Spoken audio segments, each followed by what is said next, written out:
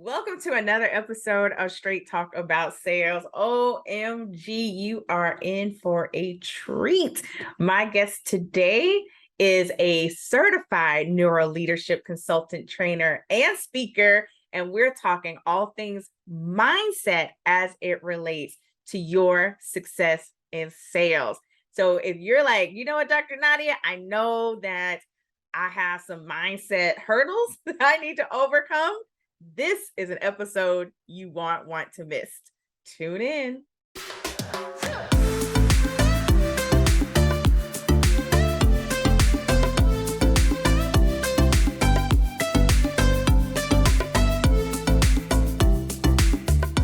Hello, hello. Welcome to another episode of Straight Talk About Sales with Dr. Nadia.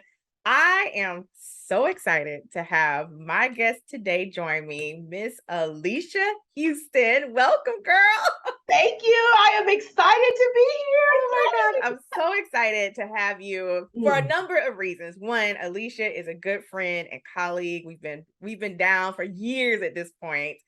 We've been through some things, okay? Yes, ma'am. Yes, ma'am. But also, and I'm going to read her bio in a second, because of Alycia's background with neuroscience and NeuroLeadership, I really wanted to bring her on to talk about, some of the mindset challenges that I see women face as it relates to sales. So I'm going to share your bio and we're just going to dive right on in.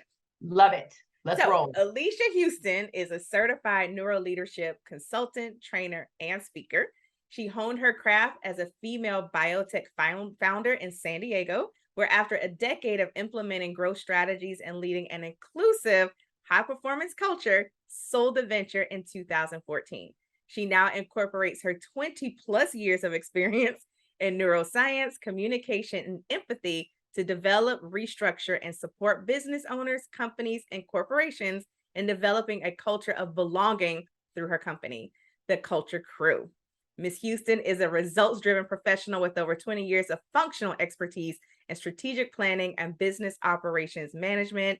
She has a demonstrated track record of driving revenue growth by identifying and transforming clients' business needs into valued solutions. Alycia is dedicated to using her expertise to create people-centered workplaces where psychological safety is experienced by all. So y'all already see why we had to have Ms. Alycia Huston on the podcast. Welcome, Alycia. Thank you. I am so excited to be here. And every time someone reads your bio, you go, wow, that's me. And I feel so grateful, right, for all of the experiences, the ups and the downs, right? Mm-hmm. Yes, totally. So one of the questions as I was preparing for our time together, I really wanted us to kind of jumpstart our conversation is, there's a stat that says about 85% of your success in sales is based on your thoughts, attitudes, beliefs, right? And so from a neuroscience perspective, how do we move past that so that we can be successful in building our businesses and generating revenue? I think so. I can speak from personally, and then I can speak from the science, side of things. So I can say personally myself, there was a lot of challenges when it came to sales because I had put a negative label on sales. And so it was a challenge for me to step into it fully without feeling like I was somehow being this bad person. So with that, how you see things is how you will walk through things. So if I see something as negative, I then take on that persona, that cloak, that this is a negative experience that somebody else is going to have. And so that is very scientific. That is in the brain. And so what happens is we trigger the amygdala, the emotional center of the brain. And what we will do is we will retract when it comes to presenting our solution, presenting what we can do for a client, because we jump back into the negative space of, oh, I don't want to be that sleazy person.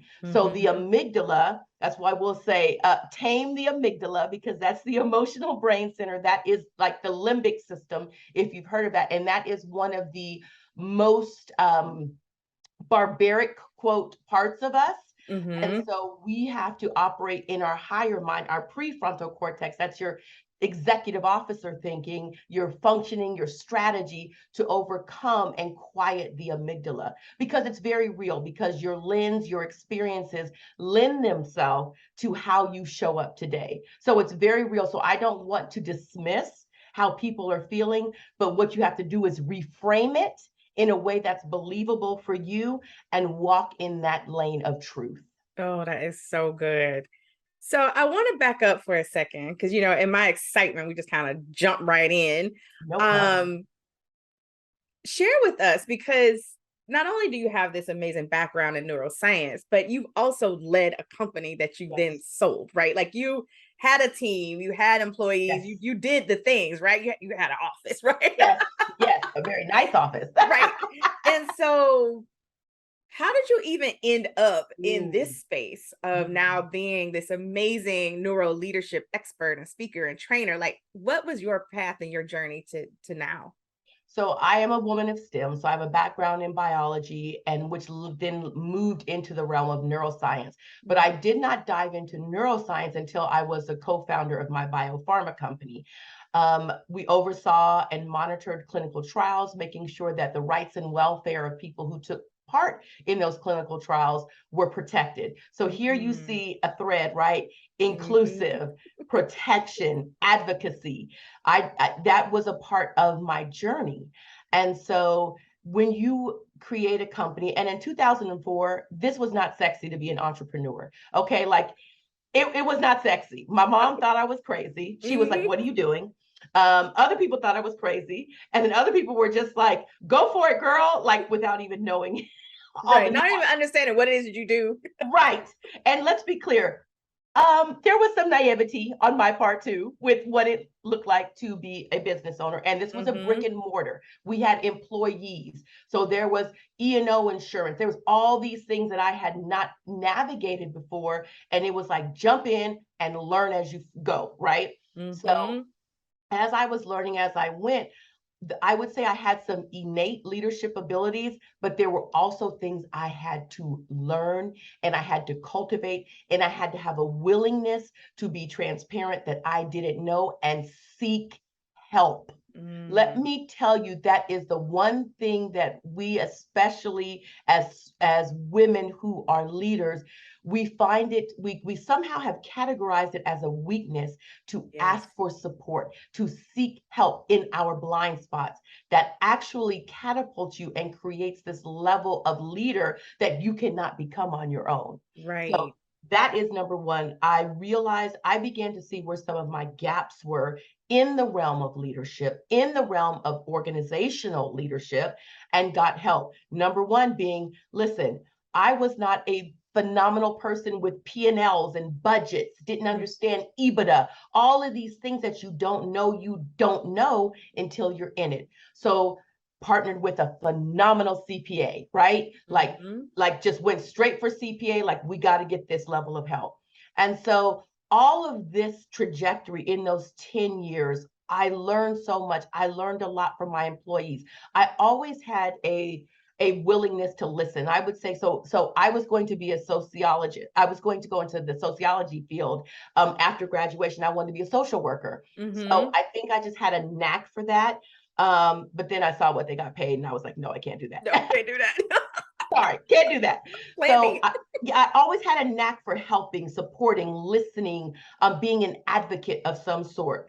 And so that was cultivated, sharpened, honed when I was operating as a CEO of my company. You have employees, you have community that you're listening to, there's people you're partnering with. I was speaking on the clinical circuit. So there were things that were being cultivated and sharpened, and you have to sometimes sit down and be quiet and listen and Say that part again. be quiet. Sometimes you're quiet. It does not represent that you're ignorant. It represents that you're actually quite wise, and you're Mm-hmm. sitting at the feet of others and you are zipping your lips to hear, to understand, and to deploy at a higher level when you are ready. If I, if, and I will tell you, Nadia, when I left when I sold that company, I stayed on as executive vice president for about 3 years. And then I moved into this space because what I realized is that I had a gift, I had an ability for cultivating the leadership of others, for creating an environment of inclusivity. Didn't have the words around it then, but creating an environment of inclusivity, creating a space where people's voices were all welcome at the table, where there was a level of safety felt because I had created a space of trust. And so when I first jumped out of the boat, I thought I was going to be a business coach like everyone else. Why not? I had built this business that was successful. So I thought I was going to be a business coach. But what it took for me was to be quiet and listen to the whispers of my soul, listen to the whispers of my gifts, and not try to force myself into something that I felt I was supposed to be in because society said it or somebody else told me I was good at it. And so when I did that, Nadia, when I really took stock in what my gifts were and aligned them with who Alycia is at her core, that is when I stepped into the sweet spot. That is when I will also say that selling, right, I began to take on new meaning, new form, because it was really this opportunity for me to partner with organizations, small businesses, nonprofits. It was an opportunity for us to partner and to create something more. And it was an equitable exchange. And so that was the reframe that I'm talking about, right? That my amygdala did not feel like it was crazy on fire, out of line, out of alignment, but that my prefrontal cortex, my strategic brain, saw the gift that I had and how I could partner with the right people. And that's how I kind of got here. And and we met during that transition. That was when we first met. So I had a front row seat to a lot of this that Alicia's sharing. I want you to talk a little bit more, Alycia, because I think this is so key, especially for us as women business owners. Because you and I had that thing like, are we supposed to be business coaches? And I'm like, right. Coach, those conversations that you and I had over the years. And it's like, but then if I'm not this, then what am I and who am I? And so I would love for you to just share more about your journey and really having the courage, right, to break away from the shoulds and the supposed tos and to step into something that was very different from maybe even something you might have been being guided into by people you loved and respected. And it's like, that's not in alignment with who I am and my core values. I think I need to go in this direction. But that can be scary, especially when you don't see the full picture just yet. And sometimes we give away our power to our coaches and our leaders and people we respect, so I would love for you to just share a little bit more about your journey into, no, this is who I am. This is fully in alignment. And no, I'm not gonna be a business coach. That's not just not who I am. Yeah, thank you for that. That is so real because, and you said it, those values, those core values, you have to really ground into those because sometimes we can find ourselves sacrificing who we are because we are not fully clear on our own identity yet.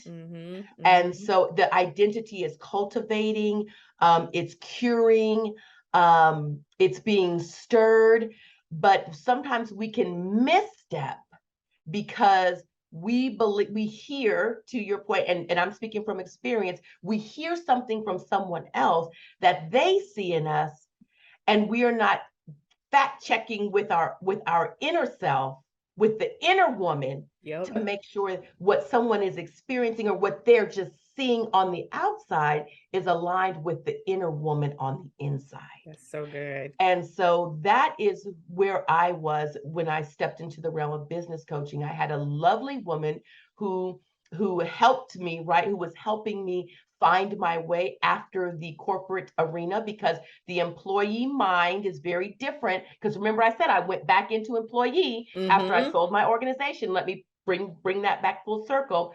And so I had been ensconced in the employee mindset.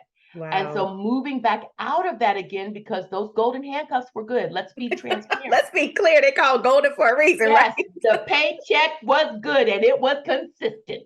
Okay. So let's just be real with that. Let's take ownership and let's honor it and call it what it is and be okay with that. And Absolutely. so when it was time to move back out again, Nadia, so I had done it in 2004, built it with partners for 10 years, sold it, and was back under an umbrella of corporate. So now when the calling came again to step out, I was frightened. Like, let's just be clear, I was frightened Yeah. because It's now scary. it was going to just be me. There were no partners, right? It was just Alycia. And so doing that, I kind of looked to someone else, this coach, to not just help me figure it out, but I kind of even, you said it, gave her some of my power. And I allowed her to kind of tell me what she thought I should be doing. And that was where the business coaching came in. And I tried it. And listen, I was good at it, but I did not enjoy it. And it doesn't mean you're going to enjoy every aspect, but it was painful. And I just want to pause right there, Alycia, because I know from a sales perspective, it's hard to sell something when you're out of alignment, right? Right. So if you already have some things you got to do with your brain to get it aligned, and now Yes. you're trying to sell something that you're not even sure you want to do, right, honey, that's a recipe for a hot mess yes. express, right? So and let's talk about the neuroscience behind that a little bit, because if you do not have belief in it, what you believe you build, and what you doubt you delay. So you will, if you doubt that this is the lane you're supposed to be in, you're going to delay having those conversations. And then your inability to be convincing because you don't believe in yourself, if you're having a sales conversation, right. it's going to fall flat. It is. And people are going to pick up, even if they don't know, they Yes. pick up on something about this is not quite right. Yes. Right. And so then it's like a never ending kind of cycle. You just caught in it because now I was trying to invite Alycia to work with me to do something I don't even want to do. Right. And now she said no, because she could pick up on something that's wasn't quite right with Nadia's energy or something. However she words it when she leaves a call, like, I don't know, something just ain't right. So she says no, or not right now, or let me think about it, or whatever people say when they're just not sure. And now you're like beating yourself up because you're like, see, so it's just that whole cycle all over again. And so that's why this conversation is just, oh my gosh, it's so good. Right.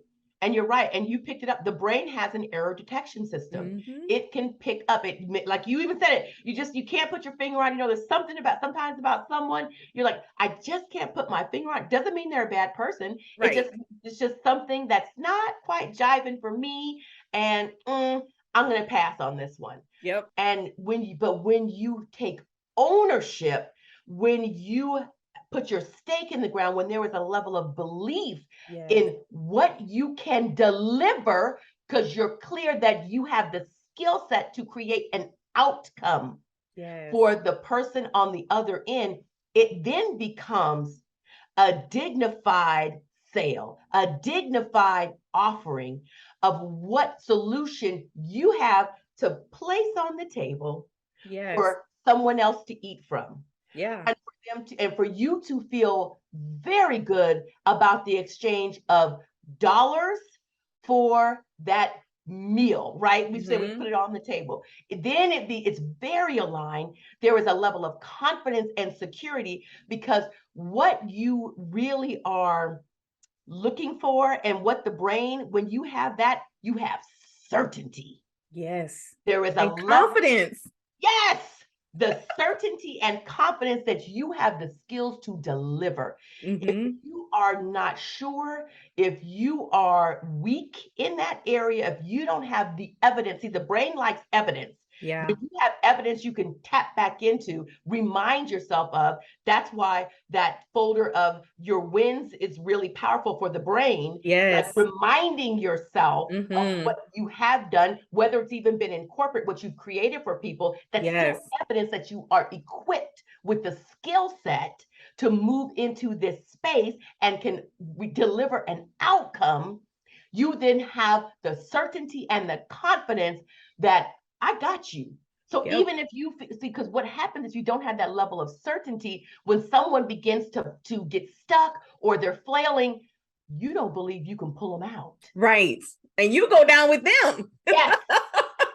No.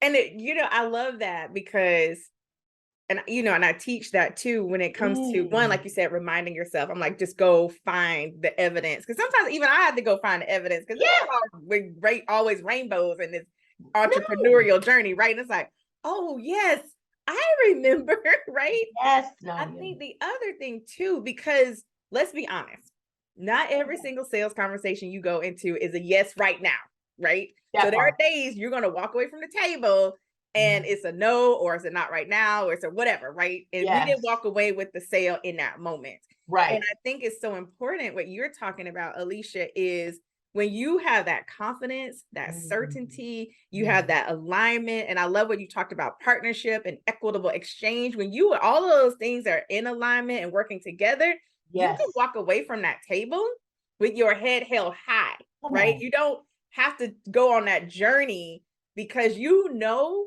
brought this to the table. You know what you have to offer of value, right? The value that you will provide to that company or that person, whomever you're working with. And now it's just a matter of continuing the conversation. I'm like, sailing over. We just, we just move to the next phase, right? And I think sometimes what I see often is we go into that conversation, it doesn't go the way we wanted it to go, because we can be impatient sometimes. Yes, we can, ma'am. And then we decide to throw the whole baby out with the bathwater. I'm done. I'm not. And it's like, no.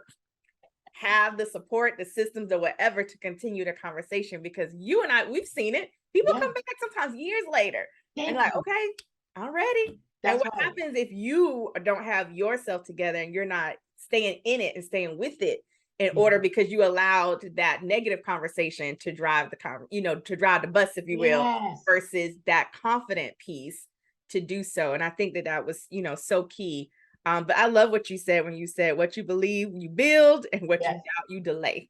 Yes. I heard that from another amazing coach. So I can't take credit for that, but it was awesome. And I gotta pull this one thing you said. People come back. So sometimes you have that level of certainty, that level of courage, and you have nailed it. But remember that some people are simply just their brain, their mind, their level of certainty is not where it needs to be, that because they can feel like, oh, she's got me, but am I ready to go on this ride yet? So it's not always you, as you said. And I love that you said that. It's not always you. Sometimes it's the person on the other end of the line. And we hold that space for them and we continue to nurture them, as you said. And when they're ready, they do come back. They do. They really, and I think it's so important that you brought that up too. Because sometimes when we go into the sales conversation, we're only focused on us. Let's just be honest. We focus on all our stuff, right? Whatever fears we have, whatever goals we have, whatever the bank account may or may not look like, right? We bring all of that to the table. And it's sometimes very difficult, I'll be honest, difficult to separate the two. Right. But we forget that the person we're talking to also has their stuff that they're bringing to the table. And we're trying to communicate, and we're both wearing different types of glasses, right? And we're looking at it from completely different vantage points. And like you said, sometimes we can work through our stuff and we have that level of confidence, but the person on the other side doesn't yet. And when we talk about in sales, overcoming objections, right? Sometimes the objections that are verbalized aren't really the true concerns that a person really has, right? A lot of times, like you said, it's, can I really do this? Am I really going to commit? I've tried this before and failed. That's absolutely nothing to do with you. But if you don't realize that it's not all about you, you take on all that stuff and make it completely about you. And then you don't do your part to continue to the finish line. You got it. Right on. Right on. Oh my goodness. Oh, so good. So one of the things I wanted to circle back, because the work that you do is just simply amazing, but I see it a lot, especially with us as women. And I would dare even say, especially with us as women of color. When it comes to seeking help. Yes. Taking off that cape, Uh, admitting you don't always have it all together. Like, right. how have you managed that, especially as a CEO, a woman as leading a company, because you Yes. don't always feel safe to Yes. say, I don't know the answer, right? Ooh, ooh, ooh. So how did you manage that or navigate, and how do you continue to navigate that, right? Oh, Because it's not over. no, it's not over. That is a phenomenal question. And you know, Dr. Nadia, that is why my organization really operates in two divisions. There is a personal development component and then the professional development. Because as we and I were just talking, if that personal component needs a little bit of work, some attention, some love, some growth, you're never going to outgrow your personal belief in your professional life. And so Yes. we miss that sometimes. So how I navigate it is I have created opportunities that really I needed that bring other women in. And so that is why I created my women's retreat, as you know. And So this good. you, and we're moving into year 2, but it has also evolved, right? It started off as one thing about 6 or 7 years ago, and it has evolved into something different.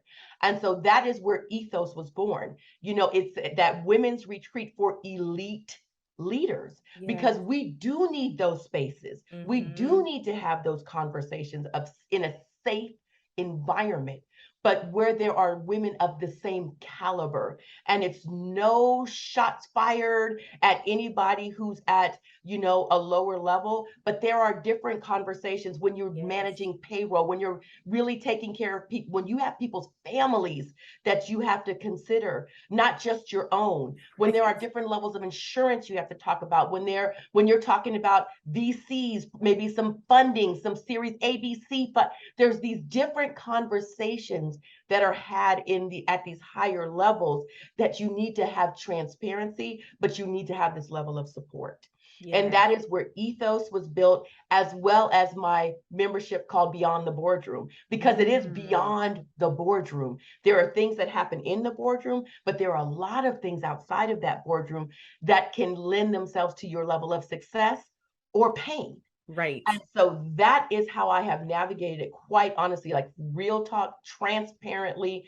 I have created environments that I needed, that I did not have access to. If they existed, I didn't know about them. So I created them, and I have opened those environments up to other women at certain levels, so that we can build a rapport, that we can build these levels of trust, that there is this level of a brain trust, of IP that can go around in this space, in this ethos, and nobody being concerned about somebody's going to steal my stuff and go, Right. because that happens.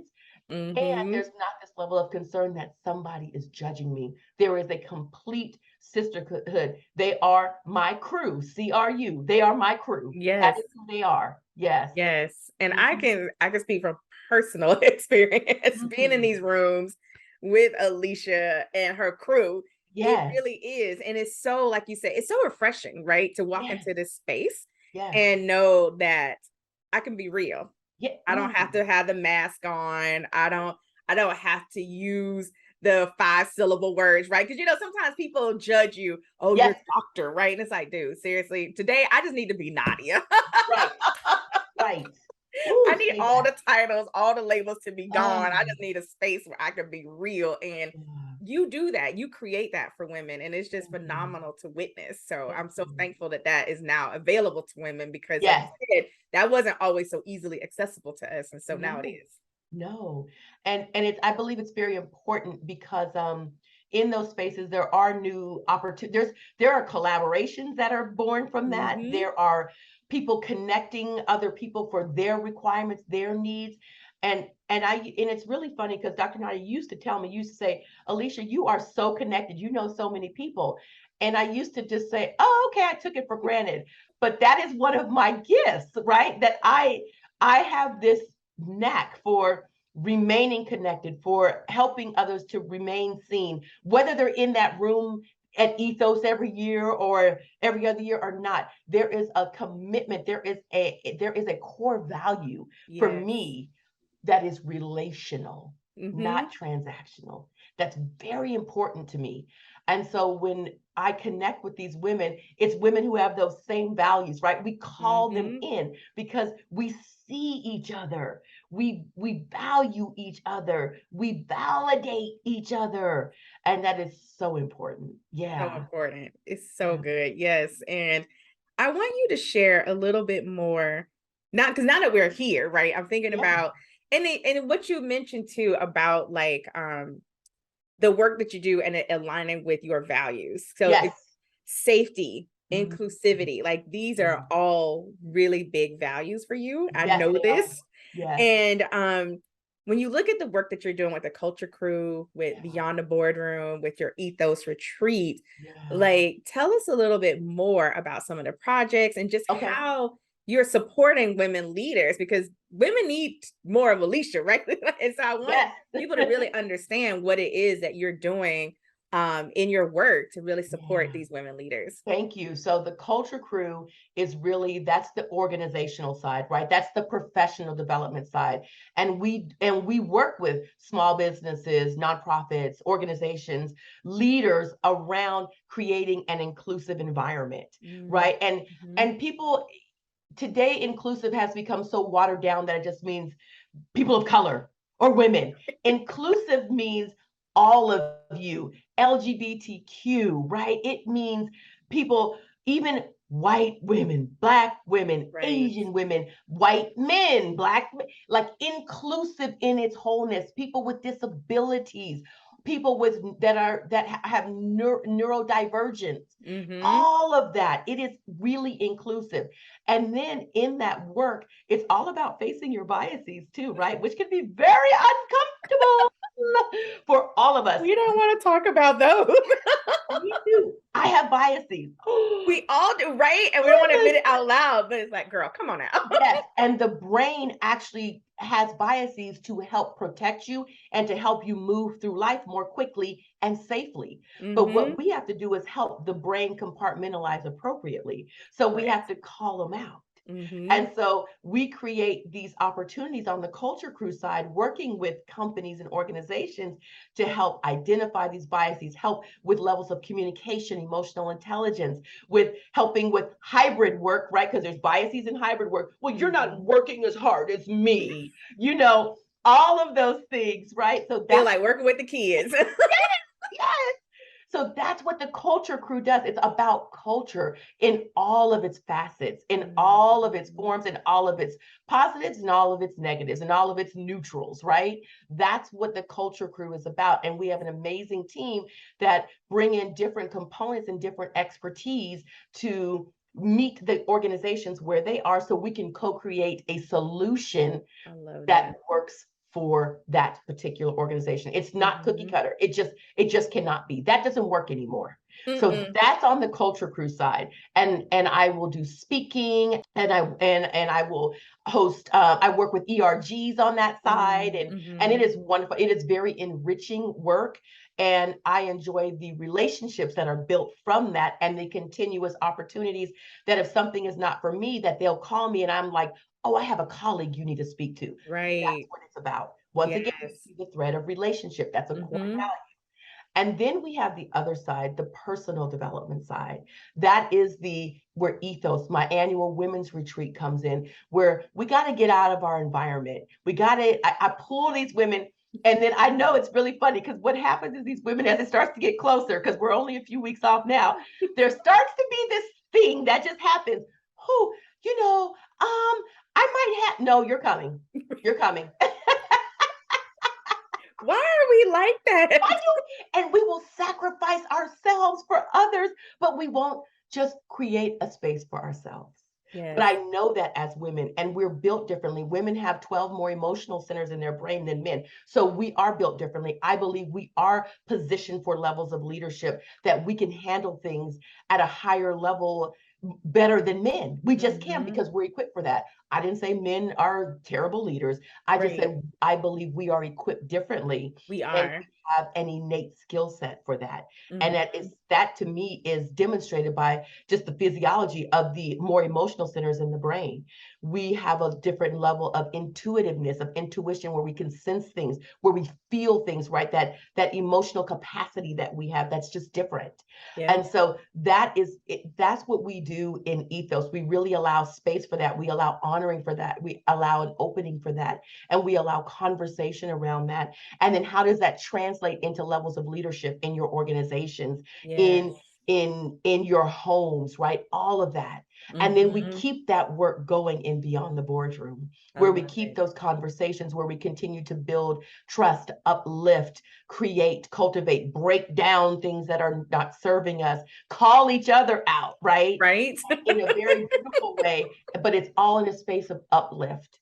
And so Mhm. that's how all of this works together, because what that does on the personal side is it allows for people to show up more powerfully in their business, Yes. show up more powerfully for their employees, because these women are leaders. There's Mhm. always someone pulling at their coattails. There's always someone that needs something from them. They are the trailblazers. So we need a place to rest, to lay our heads, to lay it all out without a space Yes. of judgments, to come and just say, I am simply overwhelmed, Mhm. and to just be that.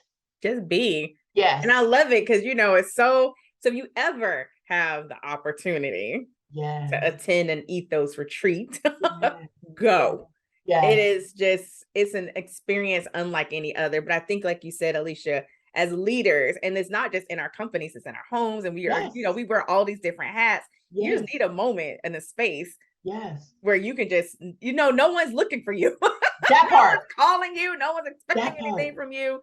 And you do a beautiful job of Thank you. building the balance between the space and the connection and the growth. And it's just an amazing. So, yes, shameless plug for Alicia's retreat. If you ever have a chance to go, go make the space and get your hips on the plane if you have to and be Yes. there. Yes, Yes. yes, And we definitely. always, I'm very much, I realize too, Nadia, I'm very much about experiences, right? Mm-hmm. Because we want to create experiences. And the brain, the hippocampus in the brain is the memory center. And we remember experiences. There could be sense, there could be something that was said, and experiences lend themselves to memories, Yep. where you can bring yourself back to that with a picture, and you can release dopamine, serotonin, oxytocin, which then brings about a different level of commitment again. You can recommit yourself in Yeah. that space. Yeah. It's Yeah. it's amazing how powerful it is to, Yeah. like you said, get out of your everyday Yes. environment, go somewhere else, have that experience, and just how refreshed and rejuvenated and almost you like come home like a different person. Yes. And it sounds crazy if you haven't done it yet, but you literally you get on a plane or you get in your car, you go to this event, you spend Yeah. 3, 5 days or however many days there, and you come back and you're like a completely different person. Yes. Yes. It's And like, then talking about how to engage as that different person, right? Because right. when you come home, that person, your home people, they weren't there. So you're coming back. And so how do we re-enter, right? Yes. How do we re-enter that space? And so we don't cause this level of friction when we Hmm. get home as well. So important. So important. That is so true. Yeah, Yeah. because we may have to have our part two about that one in Yes. itself, because I know, over the years, me going to different events, and I come home and I'm talking to Toby, and he's looking at me like, "What are you talking about?" Yes. Yes. And Yes. I'm all excited, and I'm like, and he's just like, "Okay, And babe, he's like, whatever." yes, babe. Yes, babe. And Sure. I know Toby. I know he's just like this. Yeah. Oh, yes, honey. Hmm. Sure, honey. And I'm like, Yeah, no. you got to hear me. I'm Right, hearing but you. I learned to not be upset, because at first I would get upset with him and angry, like, I don't understand why you don't Yeah. understand. Why, and it's like, dude, you just had 3 days a lot of time or more in this Yeah. environment and learning these things. He wasn't there. He wasn't there. He So wasn't he there. just doesn't understand whatever it is that you all excited about. Like he doesn't have that same level of excitement. Right, right, Nadia, right. And giving the grace, right? And that's what we begin to appreciate in that space. And you have just made a case for why we need beyond the boardroom, right? Because Yes. we all are operating at that level. We all are vibrating there. We all Mm-hmm. can just continue to keep that momentum going, and we have an understanding for what was created and what we're going to continue to step into when we leave that space. Yes, absolutely. Yeah. Oh my gosh. This has been so good, Alycia. Thank you so much for coming today. Please share with our listeners how they can connect with you. Yes, so you can connect with me. All my handles are Alycia Huston, okay? And I know you'll spell my name could be tricky, but Dr. Nadia will take care of that. Yeah, it'll be in the show notes, so you get it right. Yes, all my handles are Alycia Huston. I am much more active on LinkedIn than anything, and I have been committing to myself, right? Because I'm very intentional. I've become much more intentional about where I'm showing up. So definitely come hang out with me on LinkedIn. I'm also on Instagram. That's my expressive space, right? My pictures, my expressive space. So I am also on Instagram. And you can also find me on Facebook, Alycia Huston. Everything is Alycia Huston. Now, if you find me on Twitter, I just play there just a tad bit, but not enough to be, just a little, because Twitter can be overwhelming for me. Mm-hmm. So I have a presence, but if you want to just every now and then I'll drop a little nugget that fell into my brain. I'm like, ooh, let me share that. And I'll share it. But LinkedIn and Instagram are where I really play. Yes. I love it. Thanks again, Alycia, for being with us. Stay tuned, everyone, for our next episode of Straight Talk About Sales. We'll see you soon.